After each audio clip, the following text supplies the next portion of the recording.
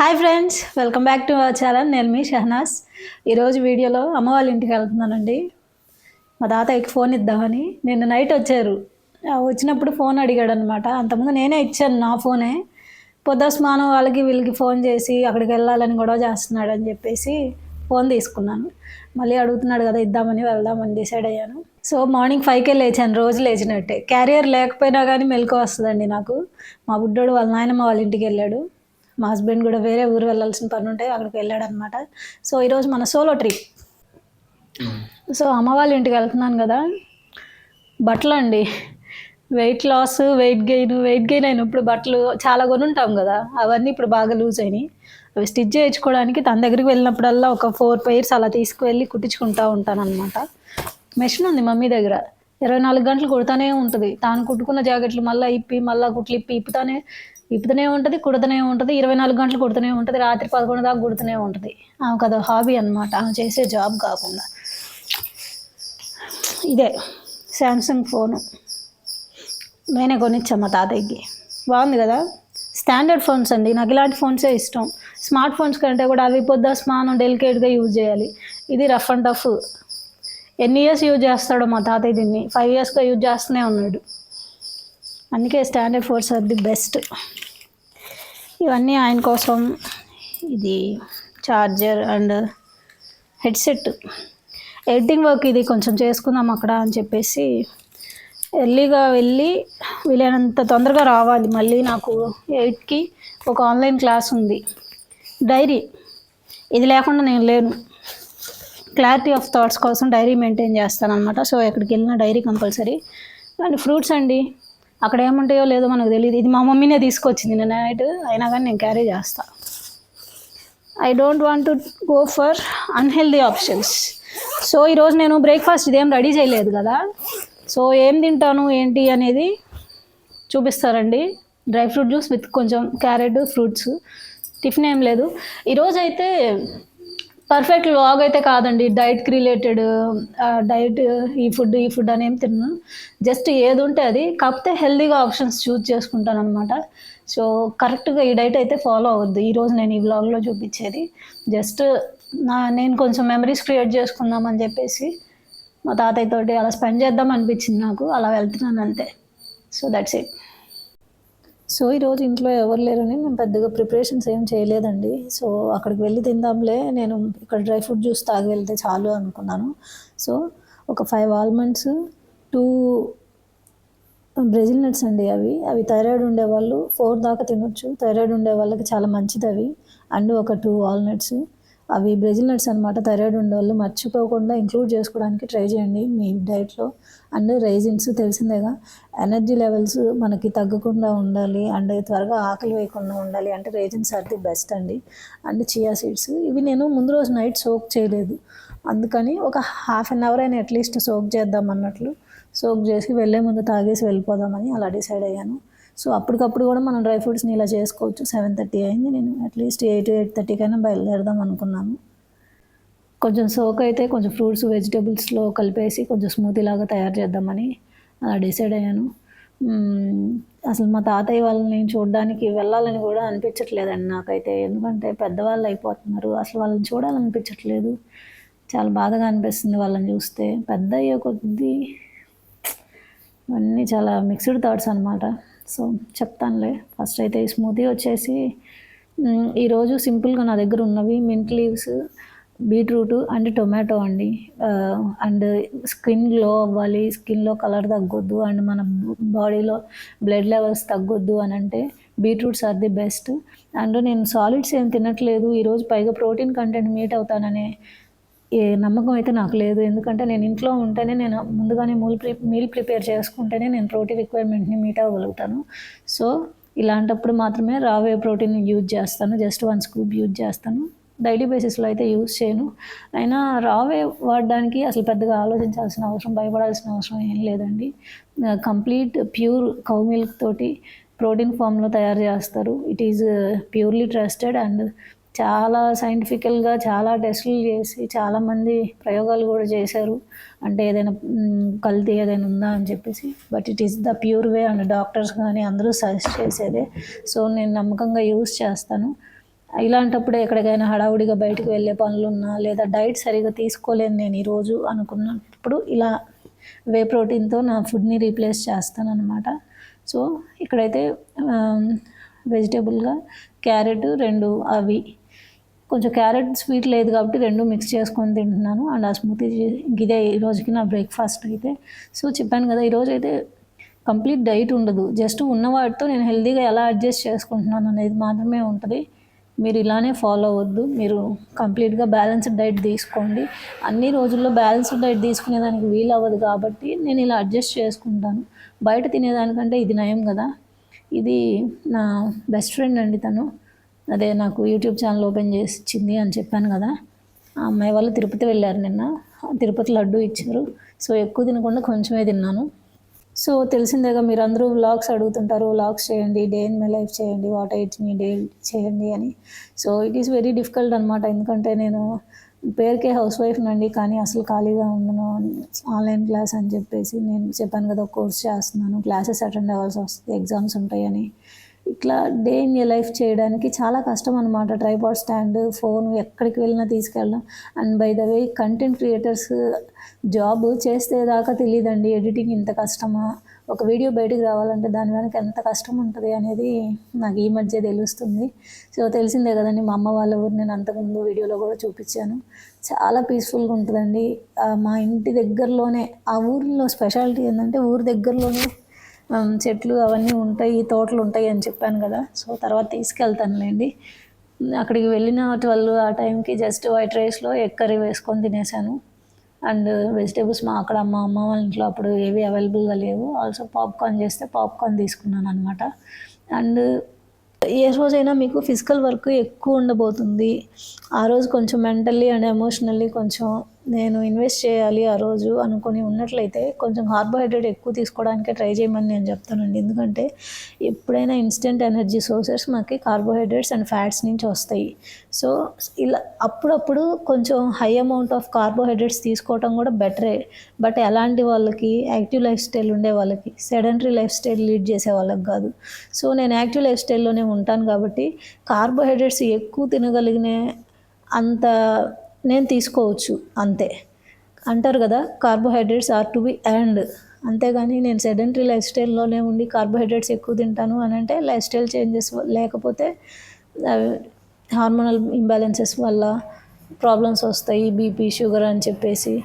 అవన్నీ life style disorders వల్ల వచ్చే ప్రాబ్లమ్సేనండి అవన్నీ కూడాను. సో కార్బోహైడ్రేట్స్ అనేవి మనం ఎర్న్ చేసుకోవాలన్నమాట. సో చెప్పాను కదా, అమ్మ వాళ్ళ ఇంటికి వస్తున్నాను అని, మా తాతయ్యతో కొంచెం స్పెండ్ చేద్దాం అనిపించింది అని చెప్పేసి.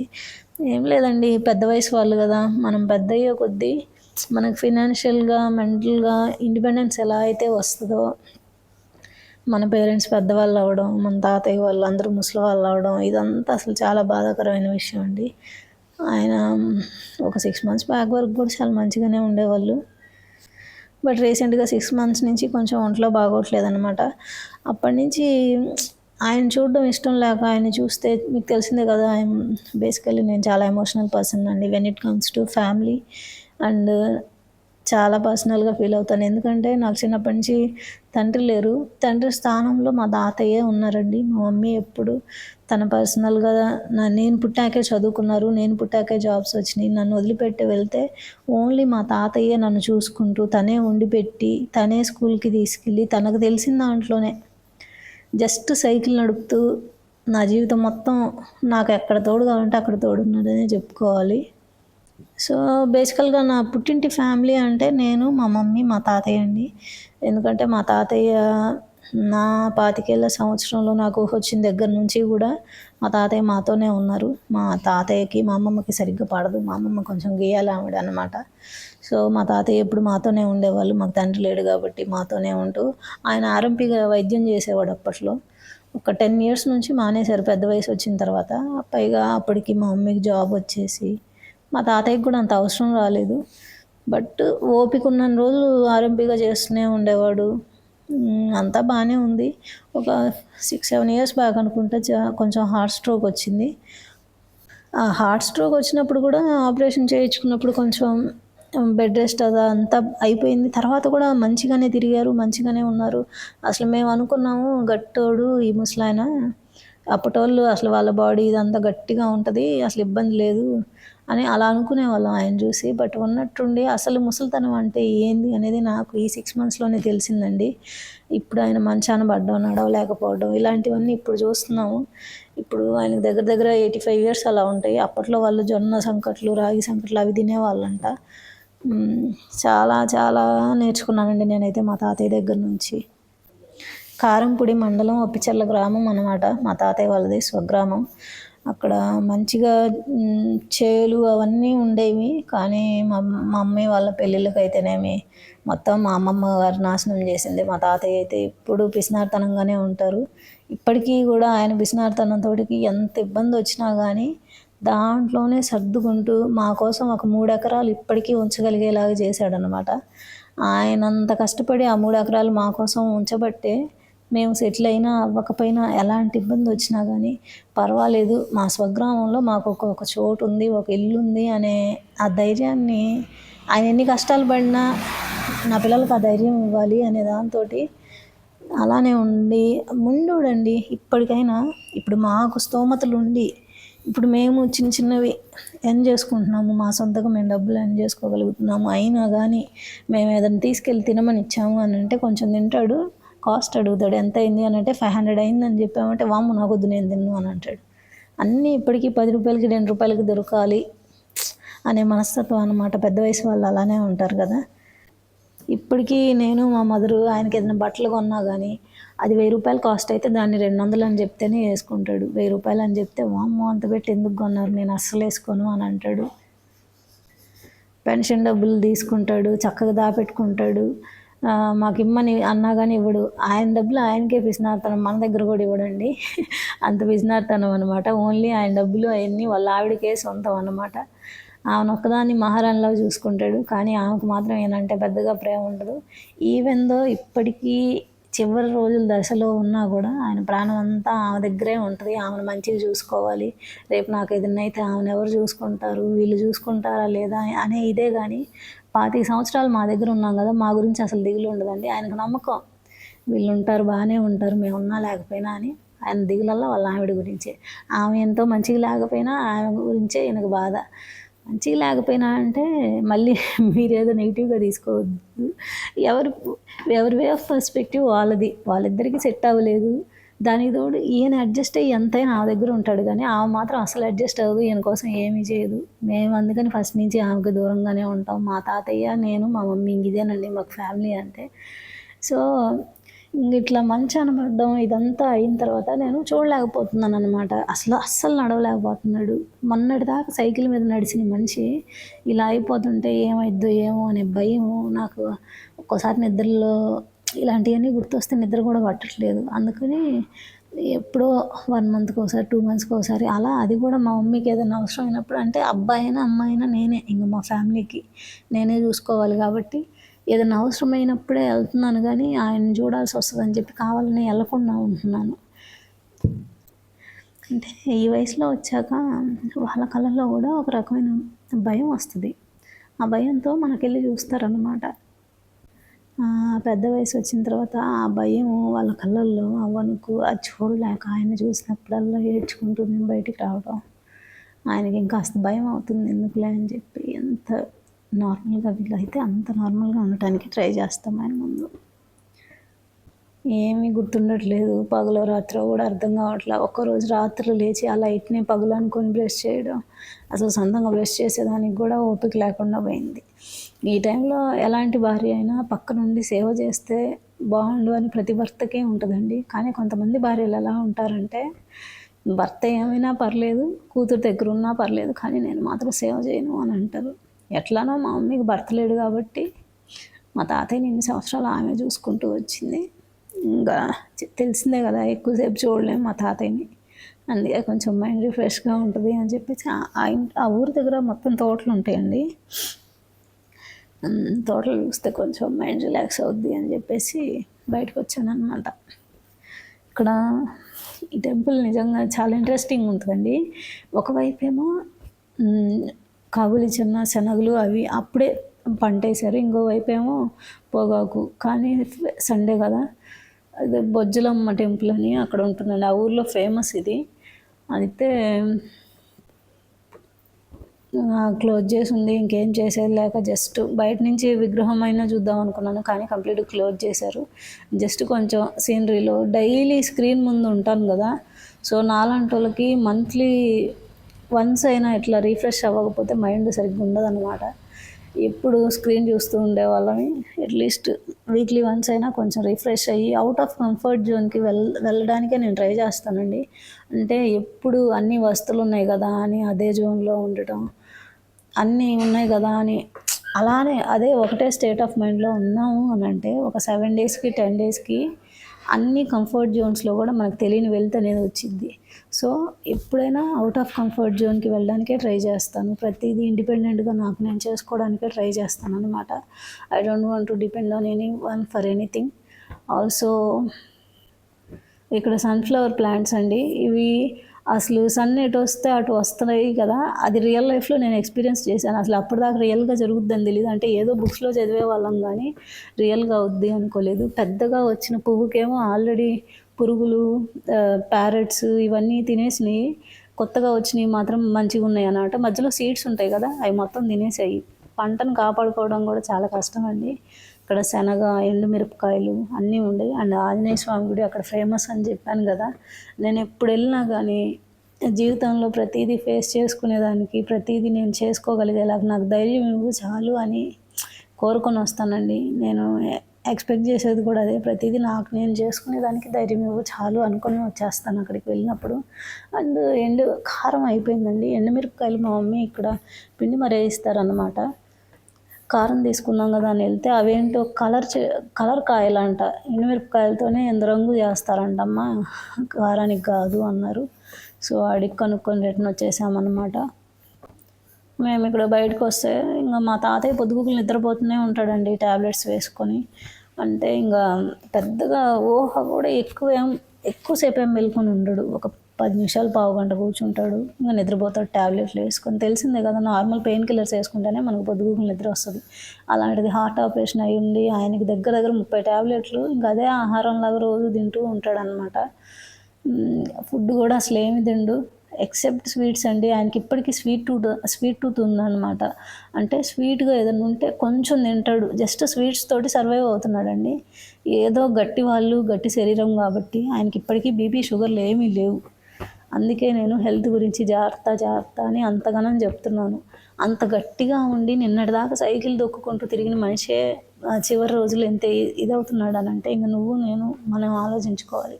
ఇవన్నీ అల్లూరైలో ఆయన కోసమే మా మమ్మీ తీసుకొని వచ్చింది. నేనైతే అసలు టెంప్ట్ అవ్వలేదండి. అసలు ఆయన్ని చూసిన తర్వాత ఇంకేం టెంప్ట్ అవుతాం ఫుడ్ మీద. అసలు అన్నమే కడుపుకి వెళ్ళదన్నమాట మా తాతయ్యని చూస్తే. ఇవన్నీ ఆయన కోసమే. రోజుకొకటి తింటాడు. అవి దగ్గర 2-3 వారాలు తింటాడు ఆయన. ఇంకా అదివే తినే కొంచెం స్వీట్ ఆయన్ని బతికిస్తుంది. ఇంకేది తినాలని ఇంట్రెస్ట్ కానీ ఆలోచన కానీ ఏది ఉండట్లేదు. అలానే చెప్పాను కదా, డ్రెస్సెస్ స్టిచ్ చేయించుకోవడానికి వెళ్ళాను అని చెప్పేసి. సో అవి ఒక 2 జతలు అట్లా. మా మదర్కి చిన్నప్పటి నుంచి కొంచెం ఇంట్రెస్ట్ అండి. మా పెద్దమ్మ మిషన్ కుడతారనమాట, ఆ దగ్గర నేర్చుకుంది చిన్నగా. అలానే ఏదో ఒక హాబీ ఉండాలండి మనిషికి అని నేను అందుకే చెప్తాను. ఎప్పుడు కెరీర్, మనీ అదే కాకుండా పర్సనల్గా ఒక హాబీ పెట్టుకుంటే మన లైఫ్లో మనల్ని అది ఎంగేజ్ చేస్తుంది అనమాట, ఆ లోన్లీనెస్ అనేది లేకుండా. అందుకనే కంపల్సరీగా ఒక హాబీ అయితే ఉండాలి. అంటే ఎప్పుడూ ఒకటే జోన్లో ఉండకుండా just come out of the zone and మనల్ని మనం స్ట్రాంగ్ చేసుకోవడానికి ఎన్ని విధాలుగా చేయొచ్చో అన్ని విధాలుగా చేయండి అని అంటాను. ఆల్సో ఇందాక ఫోన్ నేనే కొనిపించాను మా తాతయ్యకి అని అన్నాను కదండి. అవును, పార్ట్ టైం చేసి అప్పుడు అది నా ఓన్ ఎర్నింగ్స్ తోటి తీసుకున్నదేనండి. అండ్ ఇలా ఈరోజు ట్యాబ్లెట్స్ కూడా నేను నా సొంత మనీతోటి మా తాతయ్య కోసం తీసుకెళ్ళాను అనమాట. చాలా హ్యాపీ అనిపించింది నాకు. ఎప్పుడు వాళ్ళ దగ్గర తీసుకున్నదే కానీ నేను నా సొంత డబ్బులతోటి వాళ్ళకి ఎప్పుడూ ఏం కొనిచ్చింది లేదు. పోన్లే చివరి రోజులు మా తాతయ్య కనీసం ఏదైనా చేయగలిగాను అనిపించింది. అండ్ తెలిసిందేగా ఆ ఊర్లో కూరగాయలు రేటు తక్కువ ఉంటాయని. ఆ రోజు ఇంకా రేటు తక్కువ ఉన్నాయండి, కేజీ 30 రూపాయలే. కావాల్సిన కూరగాయలు అవి తీసుకొని రిటర్న్ వచ్చేసాను అనమాట. So that's it for the today's video. Just నాకు అనిపించింది నేను షేర్ చేసుకున్నాను అంతే. Hope you like it. Bye.